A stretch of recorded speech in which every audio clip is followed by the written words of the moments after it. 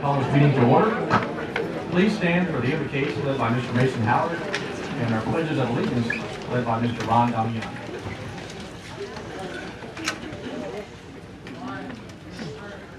Father, we thank you for this day. We thank you, God, just for the opportunity to gather here to conduct the business of our district.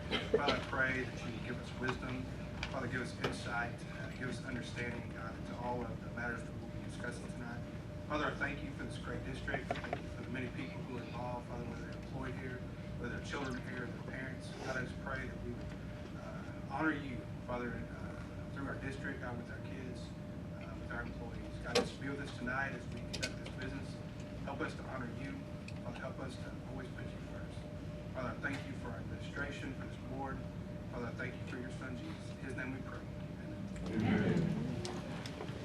Every cycle pledge allegiance to the American flag. I pledge allegiance to the flag of the United States of America and to the republic for which it stands, one nation, under God, indivisible, with liberty and justice for all. Now the Texas flag. On the Texas flag, I pledge allegiance to thee, Texas, one state under God, one and indivisible.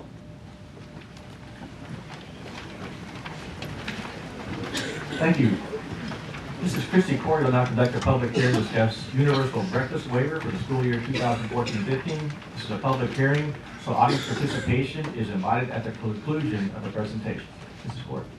Thank you. Superintendent Halachka, Board of Trustees, thank you so much for having me tonight. I promise the audience I'll try to move through this as quickly as possible so these kids can get their awards. Just a little bit of background. The Child Nutrition Program is noted in Board Policy COB Legal.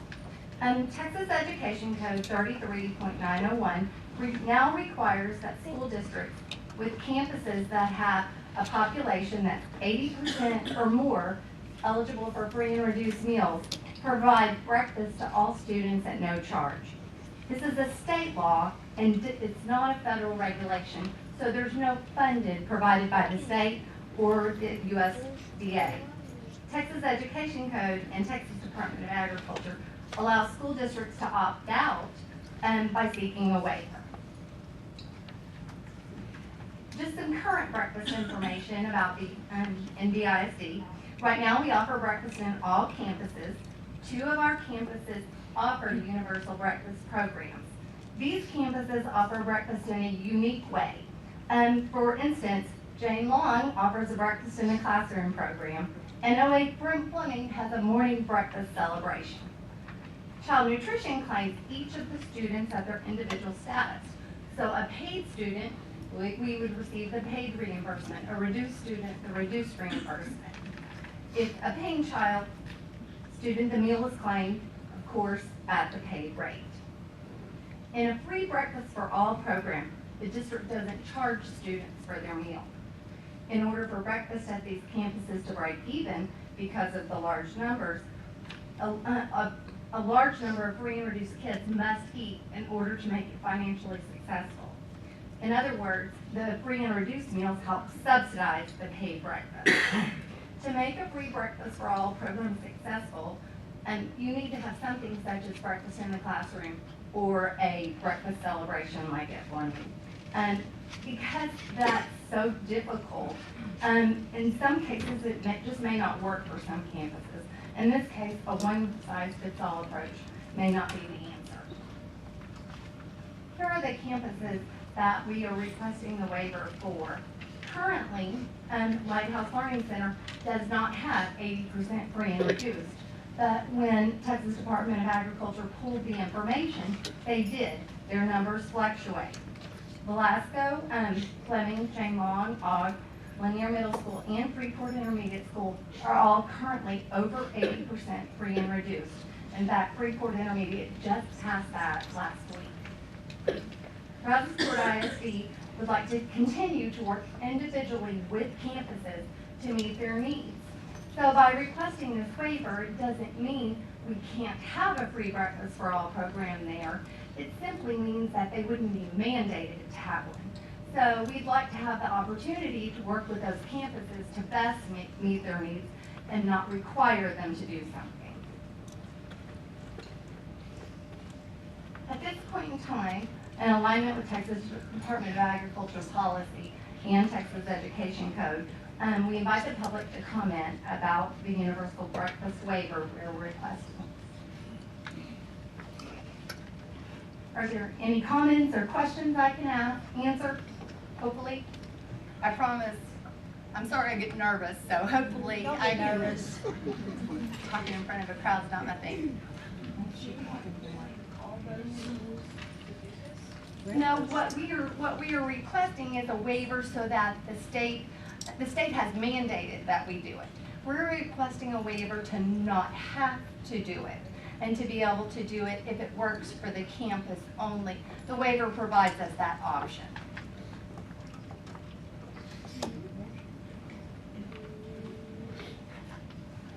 Are we supposed to say Any yes further or no, or questions? just stand there? Okay.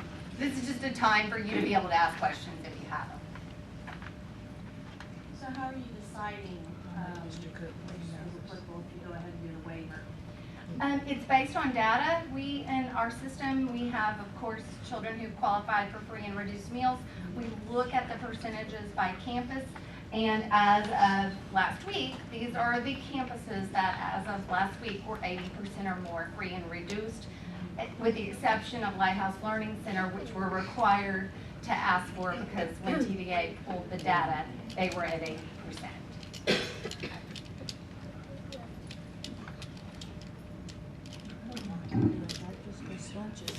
Any further questions? Can I say that? Hearing none, we will now close the public hearing. Thank you, Mrs. Corey. Thank you. Appreciate it. We have a lot of celebrations this evening, so I'd like to ask the board to make their way down front as we transition to our awards, achievements, and recognitions. We'll now turn over to Mrs. Carla Chrisman. And we're going to do things again just a little bit different, gentlemen. So if you'll join me down here, Mr. Cook, we're going to take pictures one at a time with each recipient, and you will be our first board member to stand with our recipients. And throughout the evening, I will ask different ones of you to join us down here to take a picture. Mr. Cook, if you will step right here.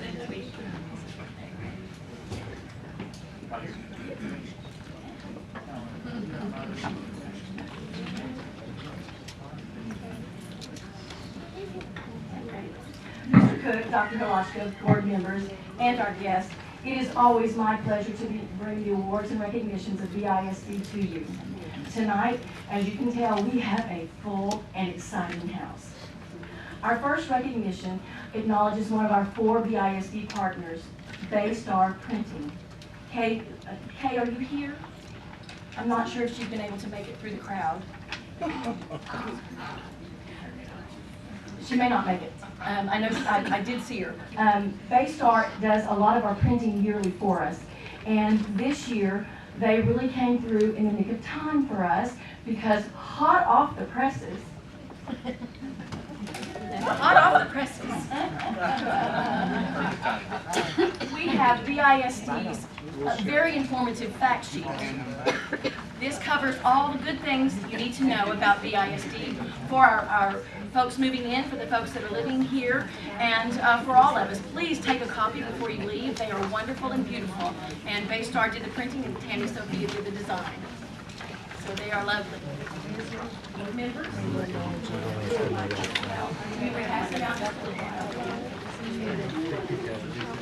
She was. I'm not sure she can make it. Yes, thank you, Baystar, for all your work. Thank you, Kay. And now I'd like to turn it over to our Coordinator of Human Resources, Mary Lou Shaney, for our HeartWorks Award.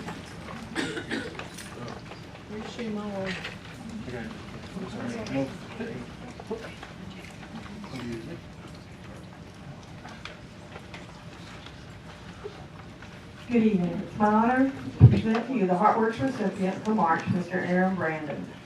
Mr. Brandon is a teacher at Clute Intermediate.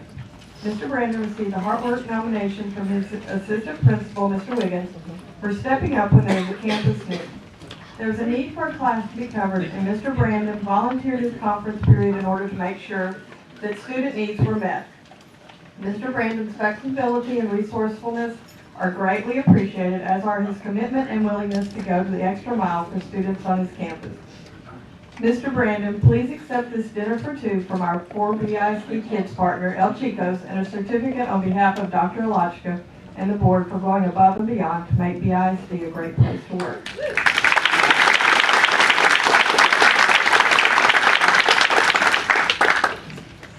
Next, we'll have Mr. Dan Schaefer, Chief Business and Governmental Affairs Officer. He has a staff honor to share.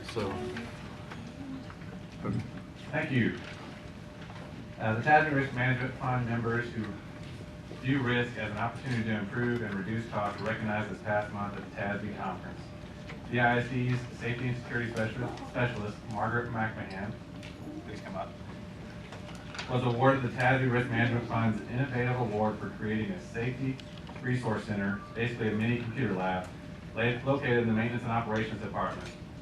The lab is used not only to make up trainings for federal, state, and district requirements, but also for any craft and/or subject-specific trainings for the department. As a recognized innovator, Margaret's training facility stands as a model for other districts around the state. TASB awarded Margaret a check for $1,000 to apply towards the risk management programs in our district.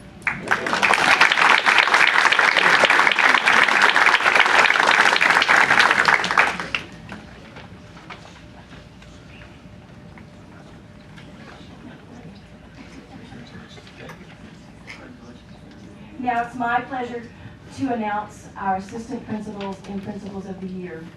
And in BISD, we have outstanding assistant principals and principals, and this was not an easy job. They were nominated through the community online on our website, and they were reviewed, and I can tell you that each and every one nominated truly deserved this. It was a very difficult decision. But without further ado, our elementary assistant principal of the year, Miss Sherry Witten from Jane Long Elementary School.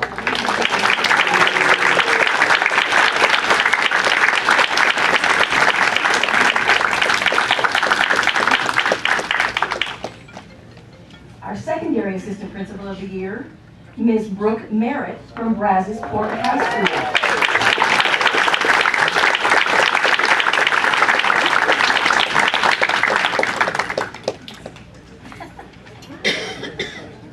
Would you both stand with Mr. Cook for a photo?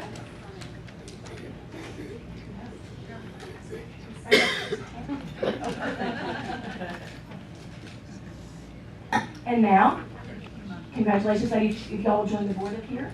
And now, our elementary principal of the year, Miss Amy Pope from Gladys Park Elementary.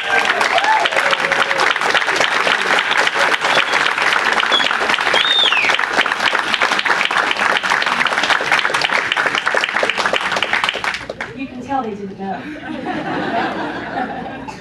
And our secondary principal of the year, from Lake Jackson Intermediate School, Mr. Brent Jacob.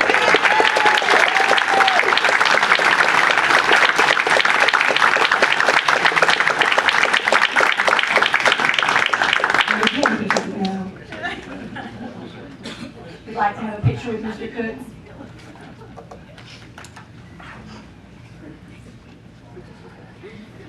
Ms. Cook, if you and Mr. Jacob would take a picture with Mr. Cook down here, we would appreciate it. Mr. Jacob, right here with Mr. Cook.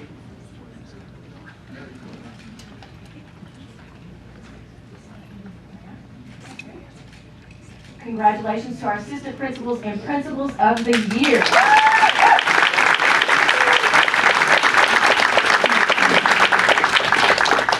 Thank you. Now, Mr. Cook, if we could change out, I'd like to have Mr. Damien come down for photographs.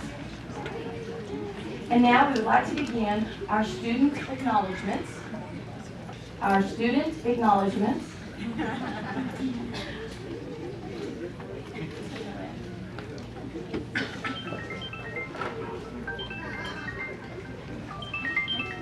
right.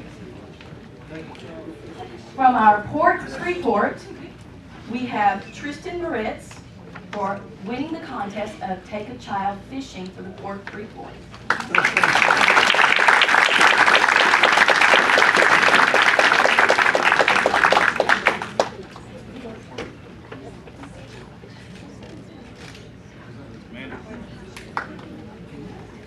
And now we have Miss Anna, excuse me, Miss Addison Rodriguez for the Brazoria County Fair Logo Contest. And her logo will appear on all pieces for the 2014 fair this year, on every piece.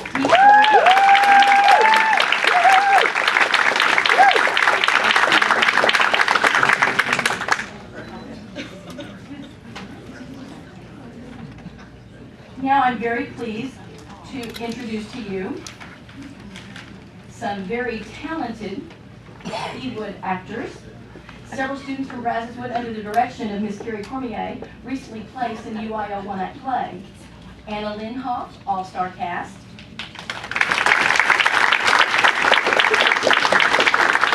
Miranda Caldrove, best actress.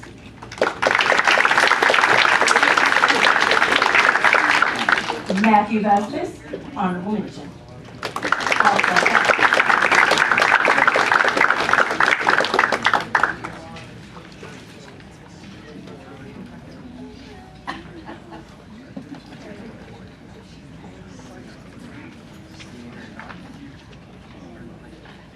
And now I will turn it over to Mr. Danny Massey, Assistant Superintendent. Oh, livestock, sorry.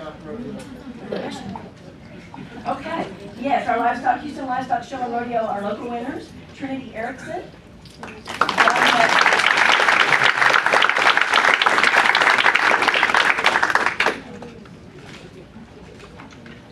And I believe that's the only one that made it. I got it.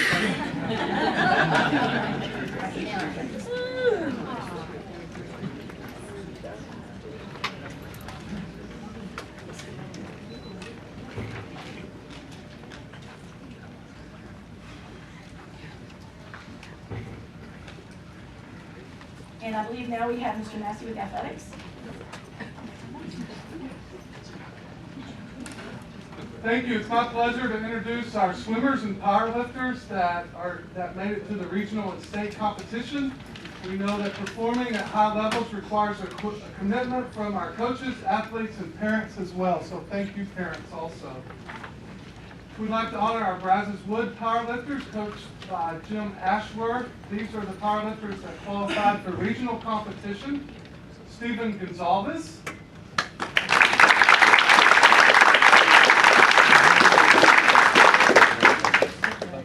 John Syons.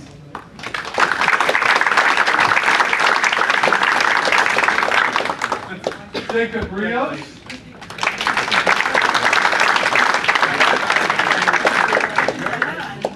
Jimmy Rafata.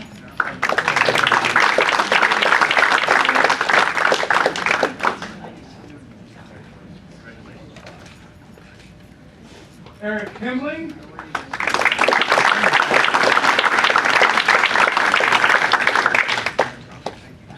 Victor Aguilar.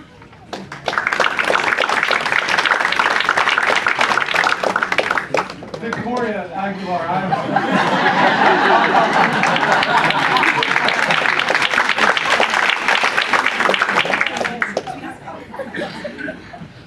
know. Melissa Delgado.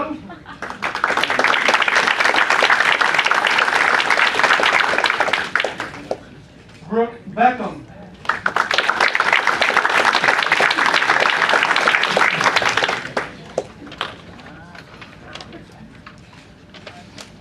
These Brazos Wood powerlifters qualified for the state competition. Cameron Guillen.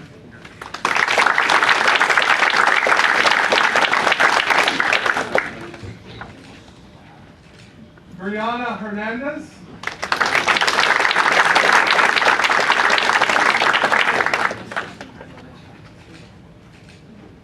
Giselle Garcia.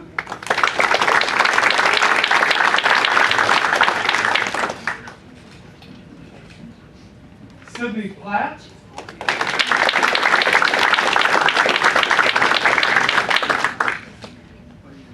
Jericho McDonald.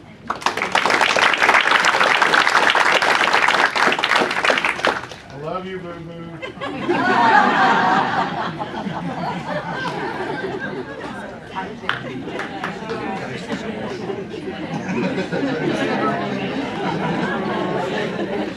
Justina Centeno.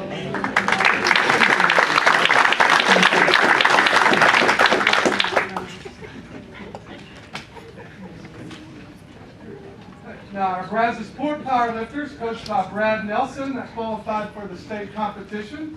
Amanda Neely.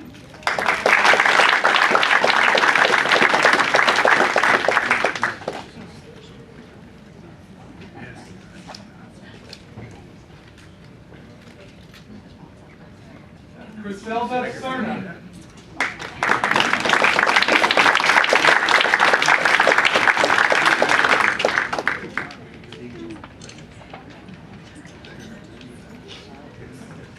Now I'd like to introduce the Brazosport High School swim team led by Coach Adam Collins. Qualifying for the regional competition were John Gonzalez,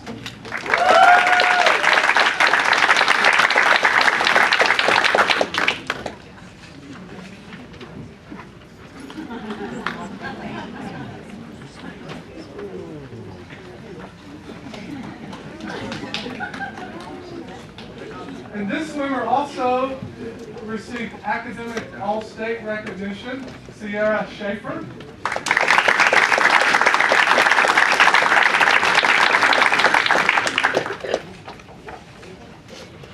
Dylan Neely.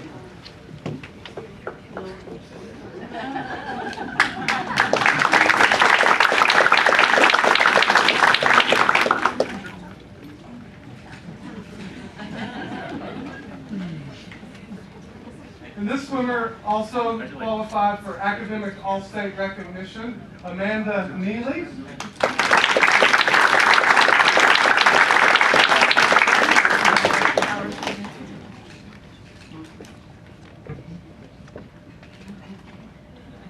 Andrea Perez.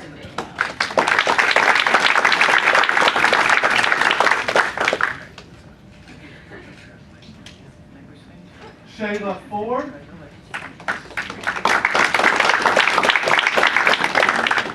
Ambia Ward. Cameron Santiago.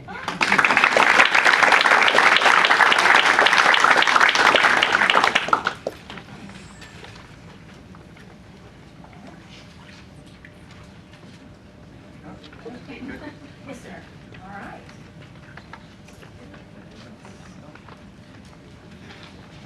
Now, Mr. Atkins, if you will join us down here. I have Dee Dee Wilson, our K-12 Advanced Academic Coordinator, who will be presenting our next award.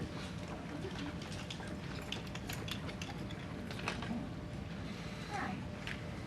The Duke University Talent Identification Program offers qualifying 7th grade students the opportunity to take college entrance exams alongside other high school students. The following students received a state recognition for their scores on the exam. From Clute Intermediate, Emily Martinez.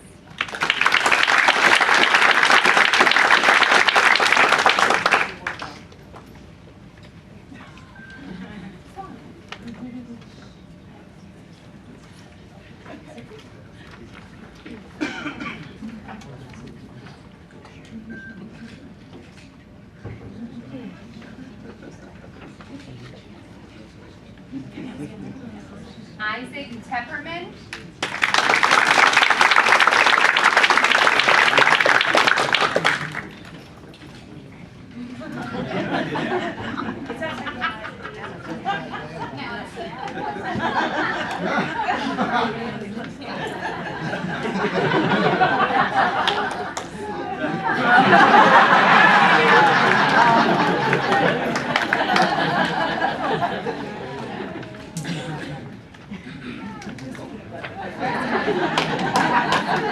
From Freeport Intermediate, Cameron Arispe.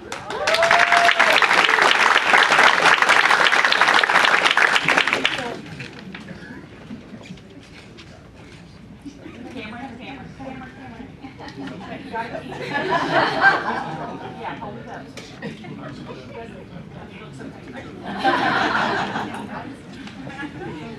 All right. From Lake Jackson Intermediate, we have Riley Arnold.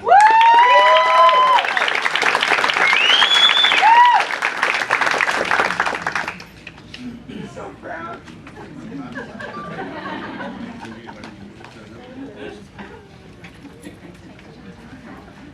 Dorian McDougall.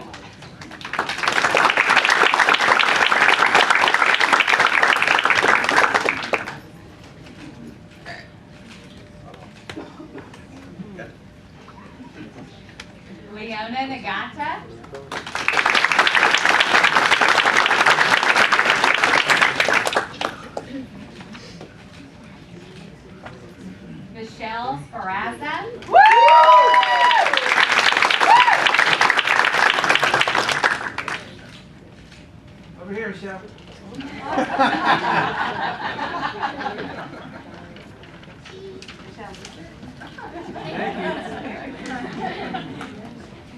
Madison Trias.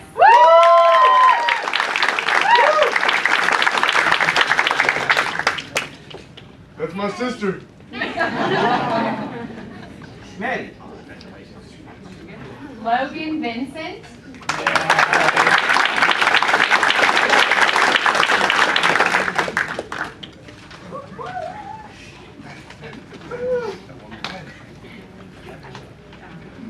And last but not least, Luke Whitehead.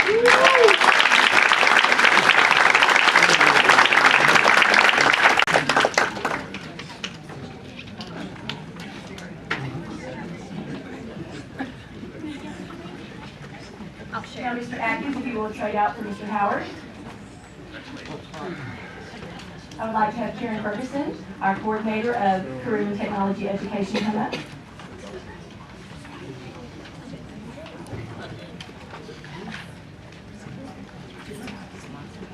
Good evening. I would like to introduce Joey Rios. He's a senior at Brazosport High School. He is at the top of his class, and he is a leader and a member of Business Professionals of America.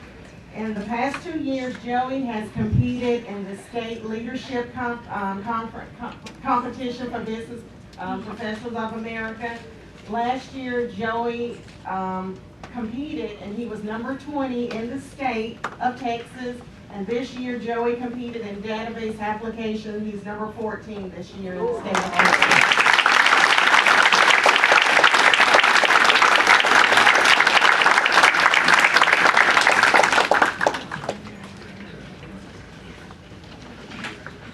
Thank you. Now, Mr. Silvas, if you will join us down here. If you will join us here, Mr. Silvas. And now we will have Mr. Michael Williams, 7th through 12th grade math and social studies. No, excuse me, I'm wrong. Kathleen Lindsay, I'm so sorry. Kathleen Lindsay, English Language Arts Coordinator.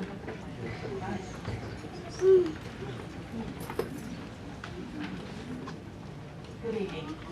The National German Exam is administered each year to nearly 22,000 high school students. It's now in its 54th year. Gold awards are given to students scoring at or above 90%. This year, 2 students of Ingrid Evans, German teacher at Brazosport High School, earned the Gold Award. They are Madeline Jasper, who could not be here tonight, and Madeline Parks.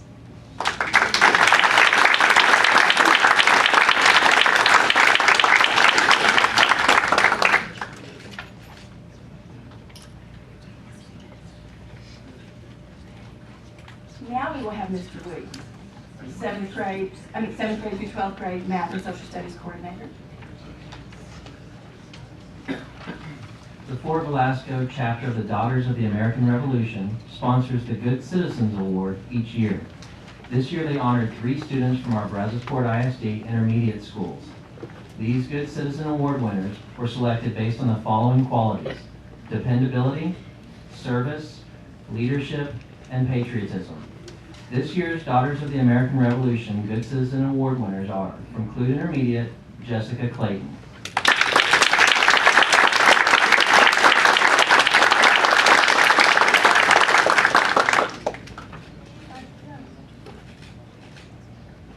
From Freeport Intermediate, Adrian Garza.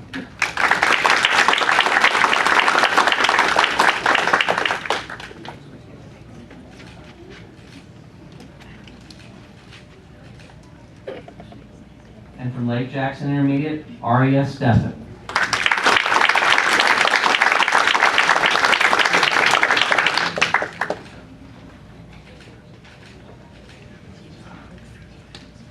Thank you, Mr. Silvas. Now I would like to have Mr. Sullivan. I'd like to introduce Jenna Taylor, our K-12 science coordinator.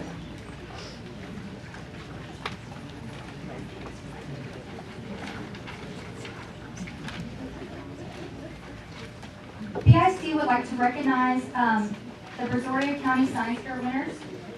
Brianna Allen from Stephen F. Austin Elementary.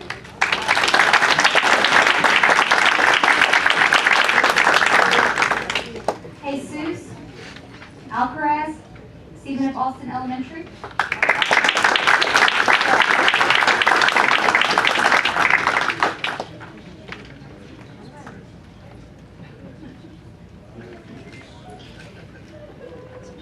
Isaiah Cardenas, Stephen F. Austin Elementary.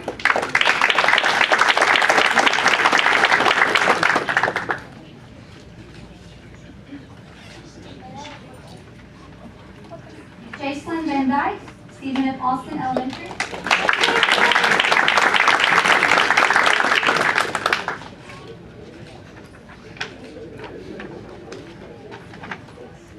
Austin Haynes, Stephen F. Austin Elementary.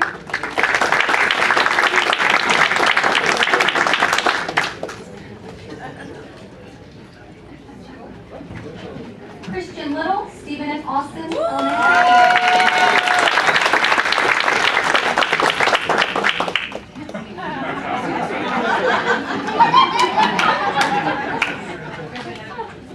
All right, Christian.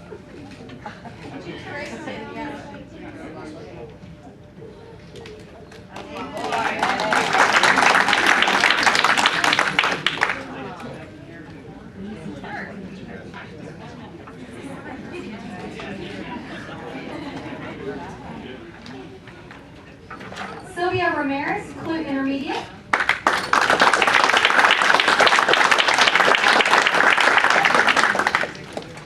Kimberlyn Sancho, Clute Intermediate.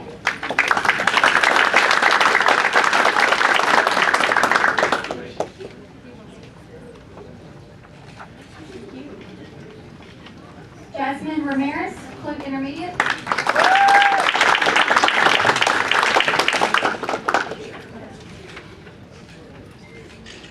Valerie Valdez, Clute Intermediate.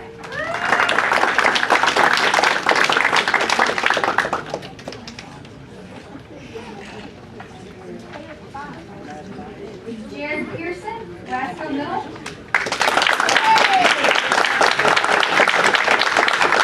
And Jared also received Best in Show.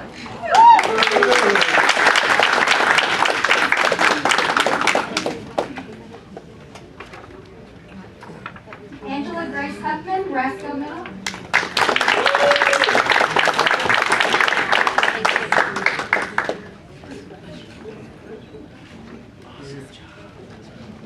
Joanna Verghese, Rasco Middle.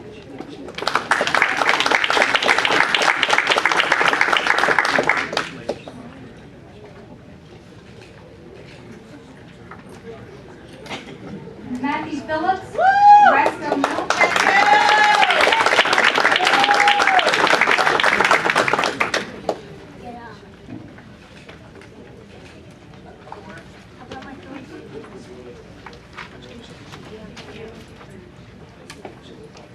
And Rachel Anderson, Rasco Middle.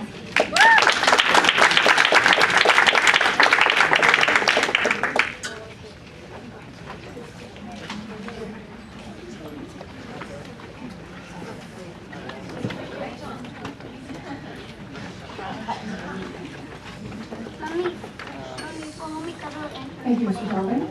Woo! Wow, that was a lot of awards, wasn't it? Do we have talented students or what? What about their dedicated teachers, directors, coaches, and sponsors? And their parents?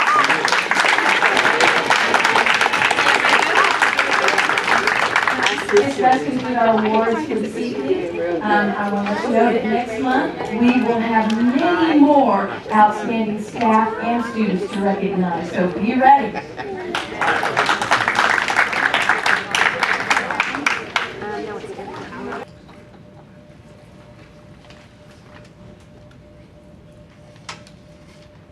We will now reconvene in from executive session, and the time is 7:08.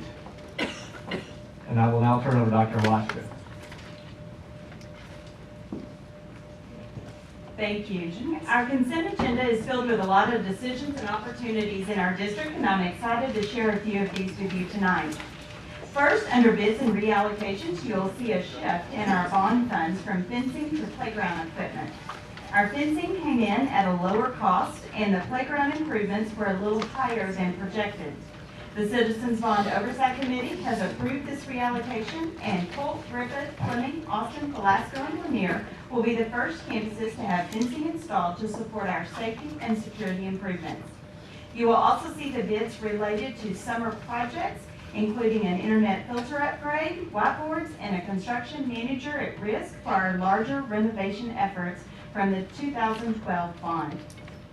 Next, I'm happy to share that in purchases exceeding $25,000, we are integrating a new system called Naviance, utilizing our CTE funding. This is a computer-based platform for college and career planning and will assist our counselors and parents and students with formulating graduation plans under the new House Bill 5 requirements. Also, in our consent agenda, I want to highlight our request to waive tuition fees for our out-of-district transfers. BISD is an open district which provides for the children of our staff members the opportunity to attend school in BISD along with students from surrounding communities.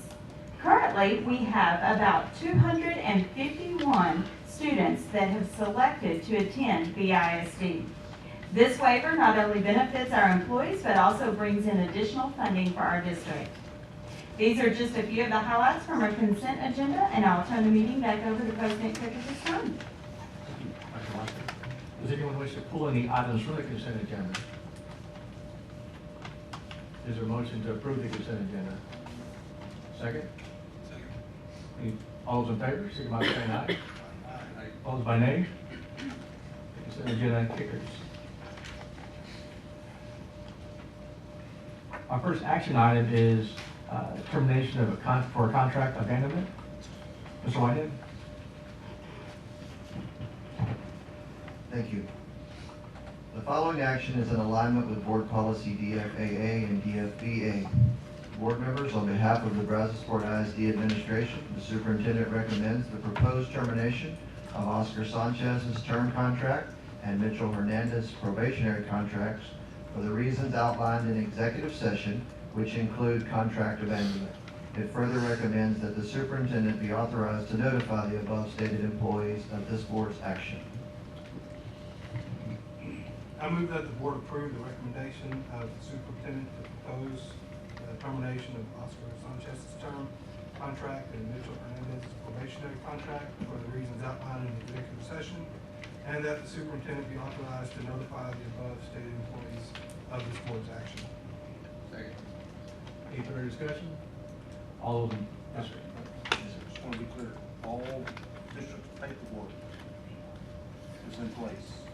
Yes, sir. But there are no loose ends regarding this type of action, regarding repercussions to the district. No, sir. No, sir. Any further discussion? All those in favor, signify by saying aye. Aye. Opposed by nay? The motion carries. Ms. Whitehead. Our next action item is long-term disability program. Mr. Jacob.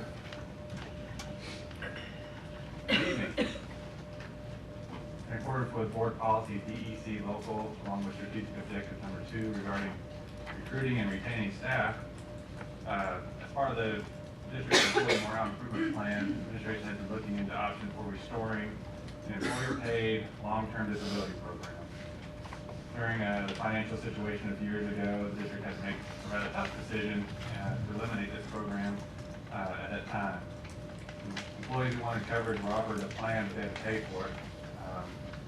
Basically came out of a voluntary deduction type plan.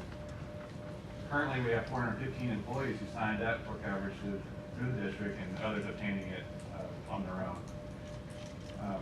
Our research has shown that employer-sponsored group plans are often far less expensive. For example, an employee making $50,000 would pay $564 on their own for the plan we're looking at, versus the district who can obtain it for $100 a year. The proposed plan would provide employees beginning after calendar day 90, which would be roughly 60 work days, through year 5. The starting point was determined in combination as a complement to our DEC local policy already regarding leave, where employees are currently provided 1 day per month, which equates to 10 to 12 months, 10 to 12 days, depending on the length of the contract, and unused days we carry forward. We also offer 35 extended leave days at a reduced rate, and then a sick leave bank up to 45 days if employees so choose to donate their time that they have banked. So far, 2 days per employee donated. We feel this coverage provides peace of mind along with stability for our current employees. It helps with recruiting efforts as well. In addition, it'll be a significant savings for those who are purchasing it on their own currently. Open enrollment for the 2014-15 year begins this week, which is prompting the need for a decision versus the traditional budget adoption timeline. This will give employees an opportunity to make a decision on their voluntary deductions, whether they, obviously if the board does approve this, they could drop that deduction for next year and not have to incur that cost. Administration does recommend that the Board of Trustees consider funding $150,000 for the employer-sponsored long-term disability program, which would be included in the 2014-15 budget assumptions and effective 9/1/2014.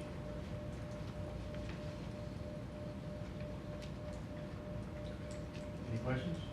Do we have any idea how many people are utilizing this on their own as opposed to having, we're using it before it's cut out? Well, with it being employer sponsored before, everyone was covered. So it was everyone in the district. Versus now we know through our deductions, for people who have actually signed up for the voluntary program, 415 out of our 1,500 plus employees. So that's a pretty large percentage. And others choose not to, just simply probably because it's not affordable. Got a couple questions. So this is the employer sponsored, so there's no contribution from the employee. Would that, is there a program that would that occur? First of all, what's the coverage?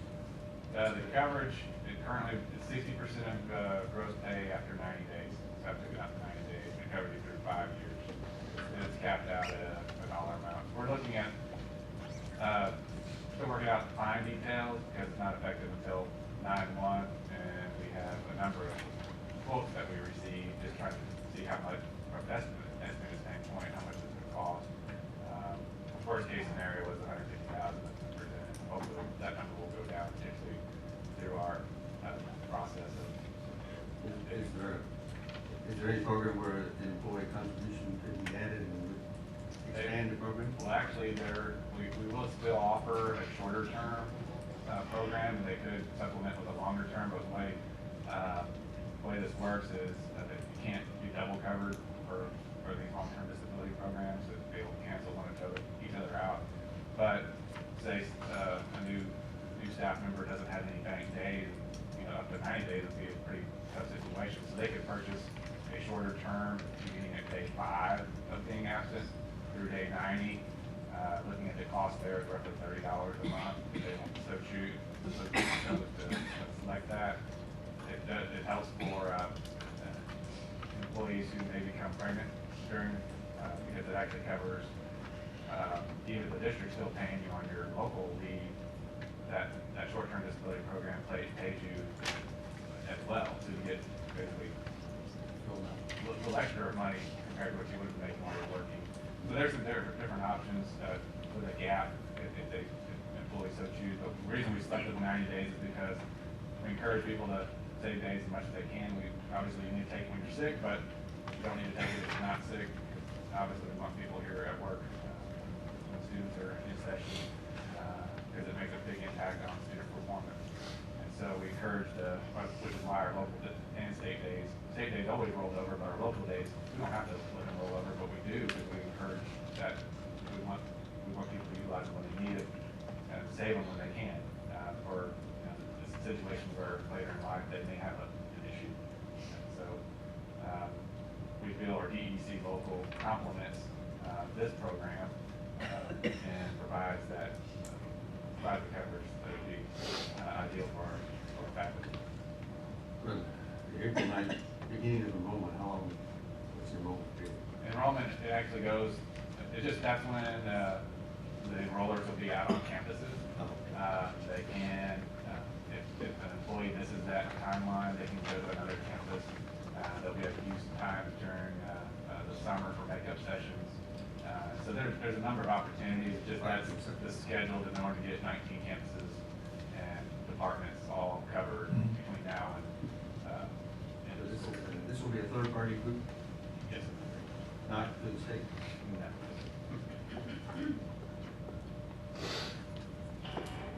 Dan, if I understand you right, it's the lowest paid employees in the school that you can afford. Typically, that's what we see. Yes. That's what's happening here. This would provide for all of our employees. So whether the lowest or the highest paid, obviously it caps out at a certain dollar amount. So, but the lowest would still get the full coverage. 60% of their pay is with the coverage for long-term disability, which is standard. So if we approve this, then we essentially are adding $150,000 for the maintenance. Yes, sir. 150,000 is worst case, right? That's basically $100 per 1,500 employees. So you anticipate it being, what, actually? I mean, it was within just, there was a small variance. Reason I said that is the initial 150 was based on, I think, 21 cents. We got another one back for 19 cents per. And so, slight variance. It's going to be right about that depending on staff levels, because it's going to be based on per person. So depending on changes in staffing allocations, if we add staff, that'll change the number as well. But based on what our best estimate is 150,000. But I know we've got some cases where spouses, they're covered through their spouse's insurance, and then so therefore they wouldn't necessarily take this one. I'd look at the dual coverage type situation, but we'll have to look at, obviously we don't want to spend money if we don't have to, but each. Ours would be based on, typically group plans look at just your entire, it's based on total dollars spent, not necessarily per person. The total dollars spent in payroll, come up with the estimated cost. So. I mean, you're not heading? Three, maybe, 3 plus 1 maybe. I'll say 3 or 4. I'm not going to be able to 3 or 4. So if the district is funding the full amount, then wouldn't everyone just automatically be enrolled? Correct. Yeah. You just actually have to sign papers that say. You don't have to sign anything, just the employee. So then how would you miss an enrollment and have to go to another school to enroll if everybody's going to be in school? It's on our current plans are voluntary deductions where employees, if we don't offer, if say the district did not offer and they really wanted to have it, the 415 employees that, well, I really want coverage, so I'm gonna have to enroll myself. And so we need to, what we're trying to do is provide them time to actually cancel that program. So the money that that'll be an instant increase in their actual paycheck because they won't have that deduction any longer, beginning 9/1. It's something we had for years and years and years, so just bring it back. Right, and it's a great program. Like I said, at the time we were scratching for any dollar that we could save. And this is an opportunity to Our first year. Yeah, bring it back. So potentially restoring some of what we've had to unfortunately reduce over the years, but happy to be able to present this. It's a whole lot better than the last conversation we had about long-term disability, removing it. So yes. President, I would make a motion that we approve the employee-sponsored long-term disability program as presented. Thank you, Mr. Atkins. Any seconds? Second. Any further discussion? All those in favor, please signify by saying aye. Aye. Opposed by nay. Motion carries. Thank you, Mr. Schaefer. Appreciate it. Our next action item is lighted pedestrian crosswalk. Mr. Nassik.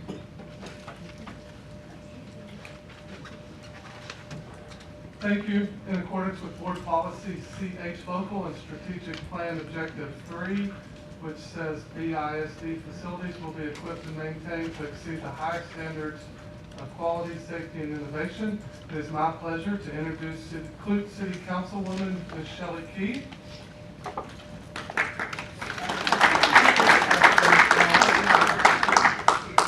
City Manager Gary Beverly is here also too.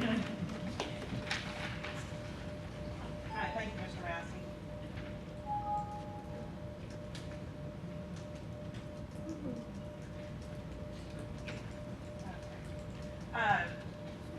Good evening. I just wanted to start off by saying that last year about this time, I personally witnessed a close call on one of the crosswalks in front of the school. So for the past year, the City of Clute has been working on this project to enhance the crosswalks in front of Brazos Way.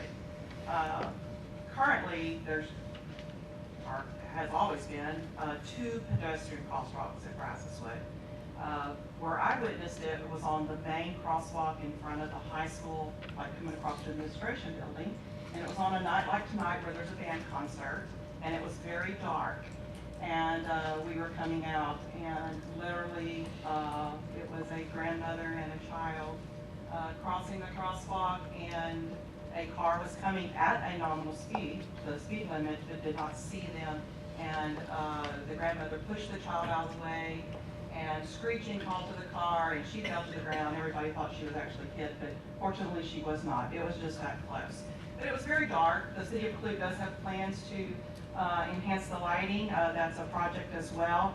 But immediately we wanted to start working on the crosswalks.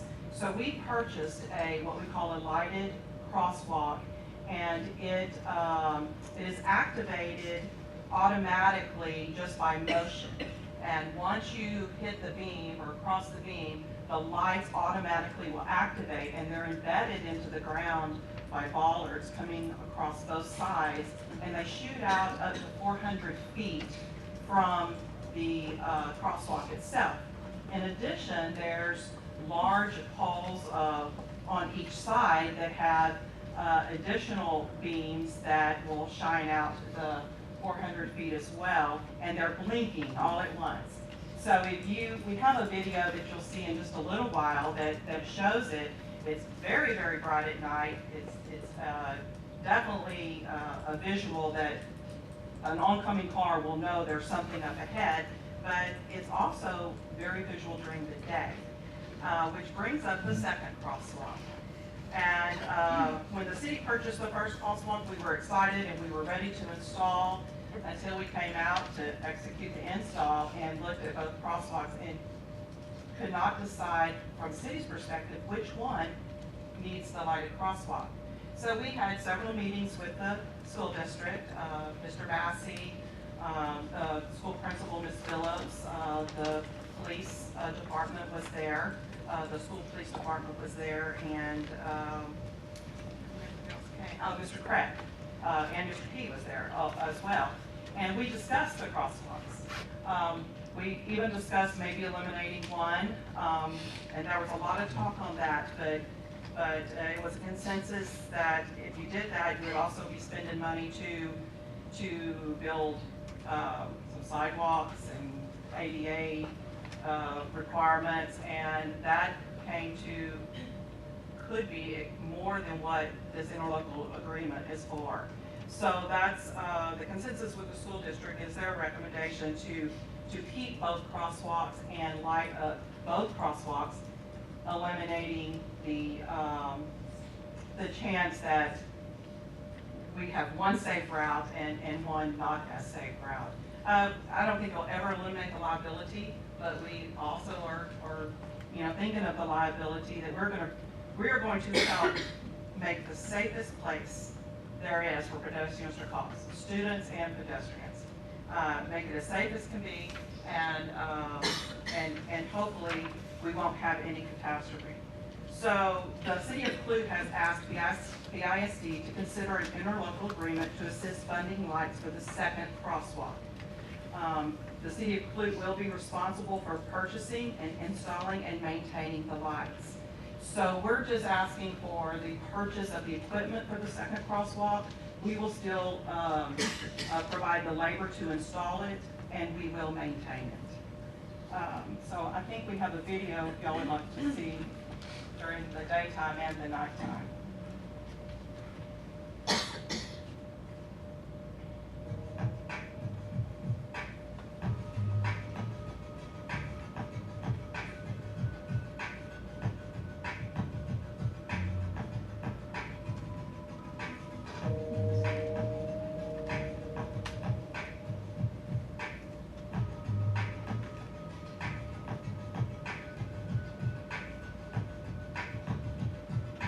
The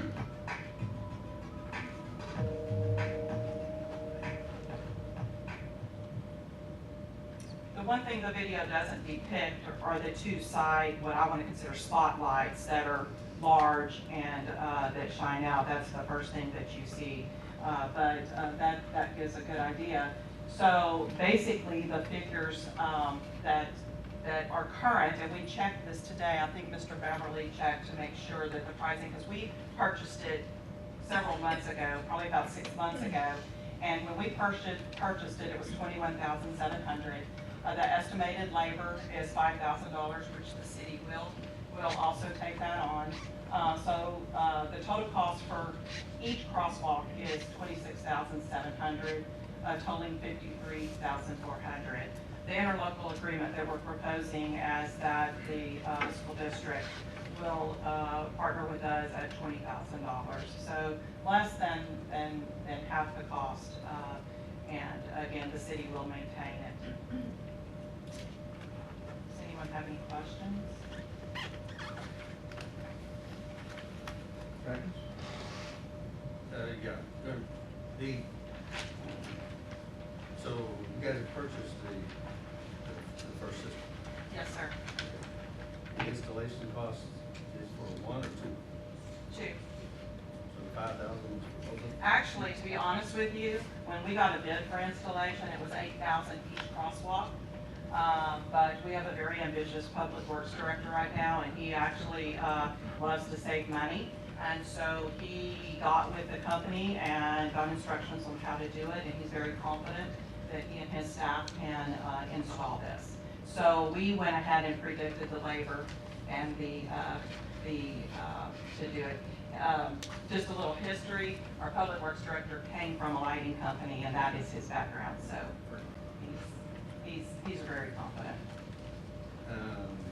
Yeah, except that installation doesn't have any warranty except getting it fixed.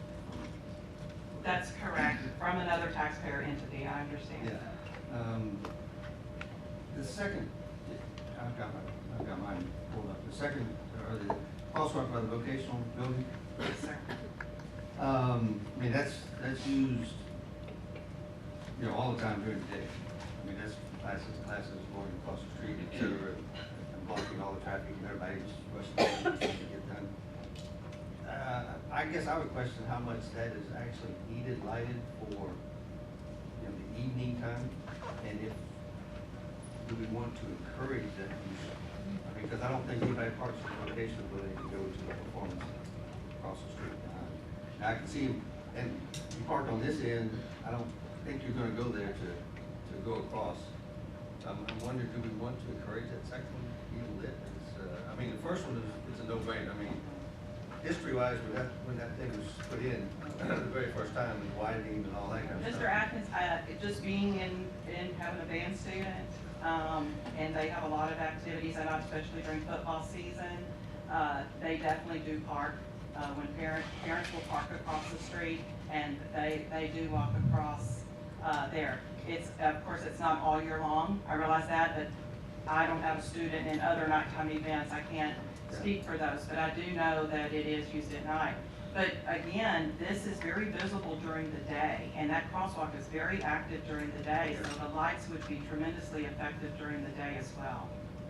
From a maintenance standpoint, I assume these LEDs, do we know what, do we know what they are? I mean, are they going to have to be replaced quite often, periodically, or do we know the length of it and the maintenance change of it? Because there's nothing worse than having that and some of them not working. That's a very good question. Yeah, that's a concern. I don't know the answer to that question. Mr. Beverly, do you know the answer? The lights do, this is a new technology. I know that the city of Sugar Land has it on the turn lane coming off of 59, and some of theirs have gone out. We did contact them. It is something that we are taking on the responsibility, though, of making sure that we keep them up and replacing. So that will be at city expense. Well, you're only asking for 20,000. Yes, sir. I just want to say, we needed this for decades. And I've seen a lot of people almost hit crossing the road from band concerts, orchestra plays, et cetera, nighttime activities. And I really wasn't sold on B until you said we could see it at night, I'm sorry, during the day. And to me, that's what we need even the most, because we have students going across the vacation building all day long. Only thing I would ask is that it be diagonal to the sidewalk, because the students never cut 90-degree angles, they just wander across the road. And if we put one up, if we put it on an angle where they actually walk, and I mean, they're going through there all day long. And I think it's a real important crosswalk that we also mark, because there's so many students there. If we can see it during the day, it's a real lifesaver. And we'll put it Where you want it. Or where the Now, students walk. understand that may be an additional fee to the district because the ADA right now is at where it is right now. So they'd have to change some of those slopes and things like that. But we don't have a problem at all. That's why we put a halt. We were ready to install. I mean, we were out there ready, and I don't want to do anything unless it's right. And we could have just put them in and said, here it is, but we really needed the school district's input, and so that's why we're here.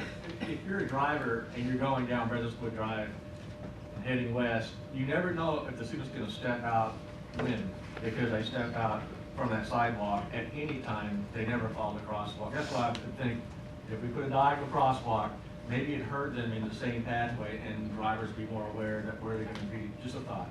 But man, we needed this for a long time. Dr. Anderson promised us a covered walkway to the new location. I heard that. We're still waiting for that. Well, we have one sitting here ready to go. So Awesome.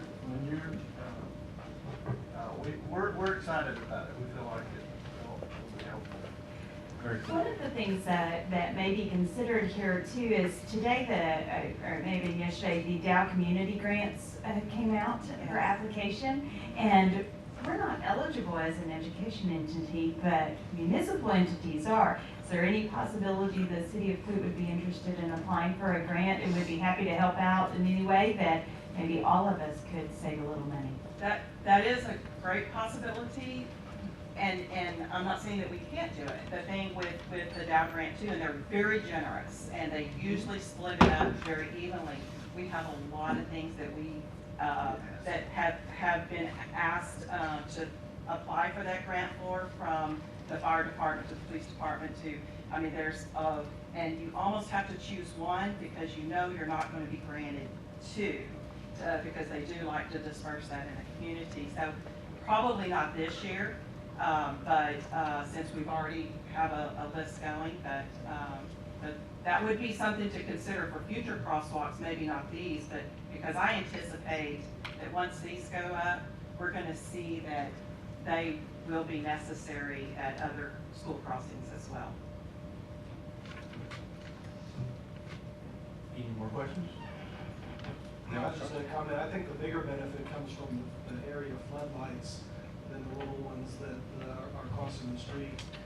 And to me, I think more kids would be interested in not doing hopscotch across the lights in the street to get on the other side, so that may corral them to the same thing. Just so the board understands too, the video showed where you had to push a button. That's not the type we have. It's an automatic system, and you walk through, it starts. I'm gonna have to get them to walk through it. Yeah. I know, we guarantee that one. We'll leave that to you. But they are very, very bright. We actually went and looked at some. We had a conference up in Granbury, and I tell you what, you see it, and you gravitate to the lights. I'm an adult, but I was gonna cross to go to this little restaurant right across the street, and I saw those lights, and we walked a little ways and went across that way. So it does kind of gravitate you. And at nighttime, on nighttime events, you do have adults and small children, and I do think that they would definitely use the lighted crosswalks. I have one more concern concerning the electrical source. Has that been checked out from our guys? Yes. We don't have a whole lot of, this thing's been added on to the building, so that's not a problem. That was the first thing that we checked, was the electrical source, and there didn't seem to be an issue with that, but we will make sure again. There are some, used to be some lights real close to there, so I would think you could hook up pretty easily. Yeah, of course, there's streetlights, but they're usually. Right, it's not powered by the streetlights. I think there's going to be a box on the streetlight pole, but it will be powered from the administration building. At least we know the main one will. We haven't addressed the second crosswalk yet. I can tell I'm going to one at all the schools. Me too. Friday night football game off the field. Sometimes We there's talked about leagues, that too. sometimes there's not. Let's not include, we need. I'm just. Yeah. Include But what's definitely we wrong need for all to- this. I know, I'm just. What's your like, going across the highway to Hopper Field? Yeah. Dangerous. I think she's right, as soon as he's going. Yeah, and it is very exciting, and I did actually have a conversation with City Manager Pines in Freeport Saturday about this very thing, and he was excited about it. So if, would item A go in, well, I guess we really don't want to go to summer at this point. We were going to install it during spring break. That was the initial install. We're very close to summer at this point, that we would probably, if this is approved, go ahead and purchase the second one and install them at the same time. And the duration for the installation. We expected the first install to take we could do it in a week, so hopefully it won't be. It's gonna take longer, if you're gonna have, it's gonna have to be staged, it's gonna be, and that's why the summer is part of this time, but traffic really doesn't slow down that much in summer on that street. On the main crosswalk, it is going to take up at least 2 parking spaces that are there, because we do have to protect the poles. So it is going to take up a couple of parking spaces that I think goes well for the sacrifice. Farther down the rest. Any further questions? Is there a motion? I'll move to the consent. Is there a second? Any further discussion? All those in favor, signify by saying aye. Aye. Opposed by nay. Motion carries. Thank you for bringing this forward. Appreciate it very much. This is awesome. Yes. Thank you very much. Our next agenda action item is breakfast waiver.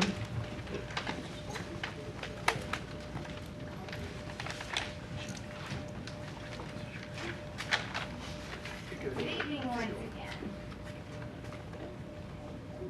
Just to summarize the background information we highlighted earlier, and this is in reference to Texas Education Code 33.901. We held a public hearing earlier this evening, and just a reminder, the waiver will not prevent implementation of any new free breakfast for all campuses, but will allow local flexibility and control to meet campus needs, so a universal breakfast program isn't mandated.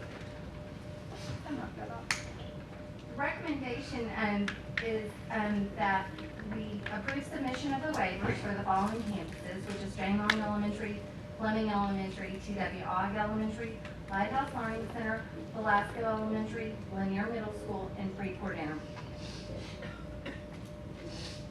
I'll be happy to answer any questions at this time. Can you go back to the first slide, please? Yes, I hope. No, Sorry. not the second slide. There we go. There you go.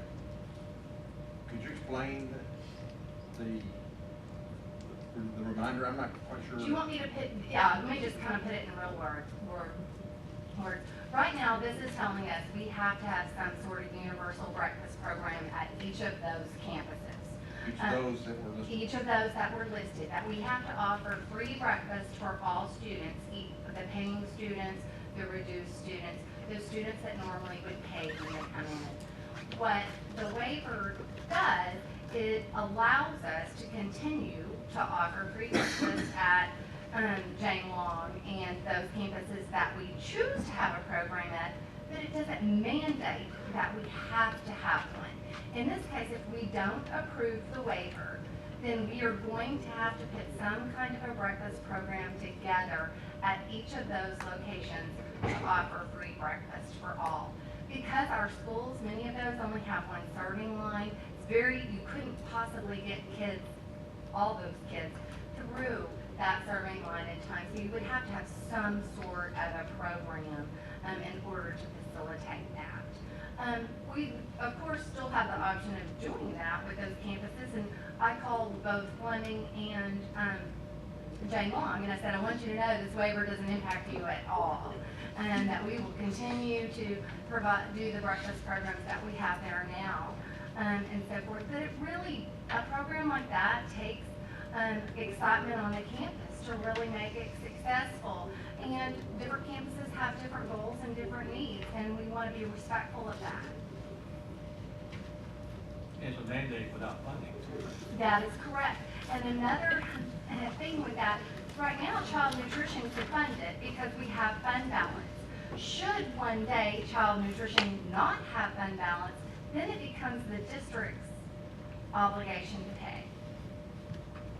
And then you said lunch, you can stagger out different classes go different times, and breakfast is right up. That's correct, On because certain our times. building's open at 7:30 in most cases, and those kids are going to class, 10 minutes before the bell rings. Would that impact the employees who would be preparing these breakfasts? I mean, if we're not necessarily, we'd be feeding more kids, would we need more employees If to we were facilitate? Of course, we would have to adjust labor to make sure that we had the labor to accommodate those meals, yes. So it's not just the food? That's correct. Yes, that's correct. And actually, the proposal that I gave you was just for the current kids that are eating. It could be substantially more if more paid students started eating. Dickinson ISD did a trial this year of something just like that. And they said that they had more paid kids come and eat, but they didn't have more free or reduced kids come and eat. And they just kind of lost their tail, really, in with it because, those funds, it was a losing proposition for them financially. And it caused some problems in facilitating getting kids to class and so forth. And nothing That's correct. That's correct. Jenkins?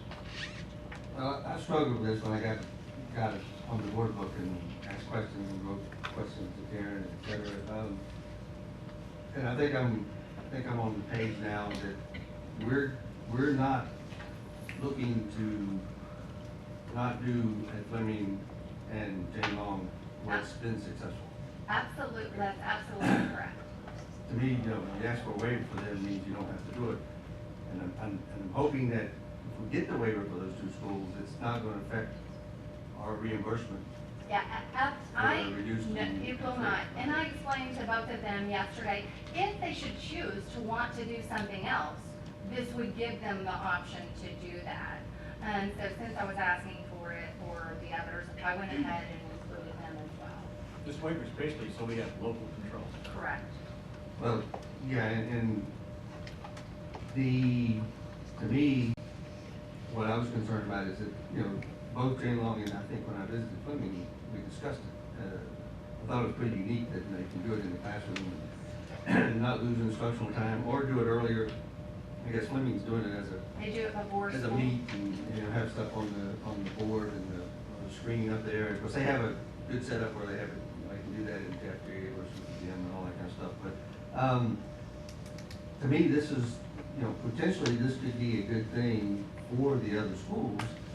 And I guess, has any of the other schools that were listed other than the two that are currently doing the program, have they shown any interest? Yeah, actually, we had a free breakfast for all program at OG for several years. And then they... That was just to come if you want to, right? No, we were doing it in the classroom. And they decided they wanted to utilize that time to build students in a different way. And so they asked if we could, go back to regular service in the cafeteria. And so we obliged by that, and they're doing some different tutorial techniques during that early morning time period here. So if we wouldn't have had this, then they would have had to kind of continue to do something. And so. Well, I guess my position is, I like the idea that they can do it at each school, but I think a look-see to see if we really can breakfast for all benefit the students? In some circumstances, I think it does. Even if you have something at home, you know, you get a little bottle of milk. Well, that's not bad. That cannot hurt. So it's kind of like, I'd like to encourage, from my perspective, to encourage, you know, the other schools to really look at it, you know, and see if it will benefit the students. I mean, that's what supposedly we're doing. So. Absolutely. You know, in any of those campuses, once you get over 70%, where you have a situation where it's structured and you're encouraging kids to eat, then financially you can definitely make it work. But you need that support at the campus level, and it needs to be in line with those campus goals to make sure that it will work. So of course, if any of those campuses are interested, we'll be more than happy to work with them to do that. We just don't want to tell them they have to do that. I think one of the things that, you know, a good breakfast, or any breakfast, location would be a good thing. So I guess the only question I have is a detailed question on the letter. It only has 3 schools. Yeah, that was the original one. The original one, yeah. The We've had campuses, some that have jumped over 80% since that time period, yes. So the campuses are listed. Do we need to? No. Freeport jumped over the other ones. Chamberlain, Fleming, Ogg, Lighthouse, Alaska. And the letter that came from TDA had the other schools, but in the agenda item, I believe it was specified. Any other questions? I think I heard Dickinson tried something and lost their tail. Well, and that's probably not a real politically correct way to say it. I don't know, what does that mean? Essentially, I guess what I'm saying is they tried it this year in a pilot program. Financially, it was not successful for them. And what they ended up happening is they had more paid kids come in to eat, to join them, which is good for kids. But they didn't increase their number of free or reduced kids. So therefore, their expenses went up dramatically without their revenue coming up to match. And so it was a losing proposition for them from a financial sense. So how does that impact our budget? That doesn't impact at all. I was just... I know, but it would affect child nutrition's budget to the point where when they run out of fund balance, then it would affect local budgets. Because we would have to, general fund would have to compensate child nutrition so they wouldn't go in the red. But in the past, haven't we used some of the fund balance? That's correct. Child nutrition does have a fund balance, but I will tell you, last year and this, and we've used a lot of that to remodel schools and so forth. And last year, with all of the new guidelines and in meal guidelines, and our expenses are a lot greater because we have so many kids taking fruits and vegetables. So as a result of that, you are not going to see child nutrition's fund balance continue to rise at the same rate that it was because our expenses have gone up tremendously. But can I ask a clarifying question on that? Make sure I understand the Dickinson trial, they didn't use the program like Fleming and Long, right? That's correct. I mean, they didn't bring the breakfast to the classrooms where correct. You get everybody eating. They're saying, okay, we're gonna offer free. Yes. Anybody wants to come. That is correct. To That's me, it's why. two different things. That's why I highly support in classroom. Yeah, I think the only way that these schools would do it would be an in-classroom type or whole school type Right. setup or whatever. Correct. But that would depend on the school. Absolutely. When do teachers get there to do to have classroom, or what resources you put in there? I mean, that's what you're asking by the flexibility? Yes, there's so many things that go into it, and that's why we want to provide them options. Okay, but my point is that we would not do what Dickinson did. That makes no sense. No. That makes no sense. I We're mean, smarter okay, than that. everybody comes to breakfast. We don't know who's coming. We don't know how many. And that, to me, that was a trial that was going to fail day one. What's the percentage that Fleming and J. Long get on reduced lunch? I have all of the percentages that you It's pretty want. high. I know I just got there. Absolutely. Jane Long is 88%, and Fleming is over 90. Let me find it here. And the more students you have on. Fleming is 94. 94. I remember it was in the 90s. And, Yes. and so the more students you have on free and reduced lunch, the more money you get from the state to cover the people who Absolutely. only pay. Mhm. But basically, we're asking to pass a waiver where we've been handed a mandate from the state saying we have to give money away, basically, and we may want to, but this gives us, the waiver gives us a choice per campus, what we want to do at the local level. Yeah, that is absolutely So, correct. no students are getting hurt. In fact, we may help a lot of students, but we're at least having our own choice about what we want to do and not just getting mandated, Absolutely. unfunded. from the Absolutely. state.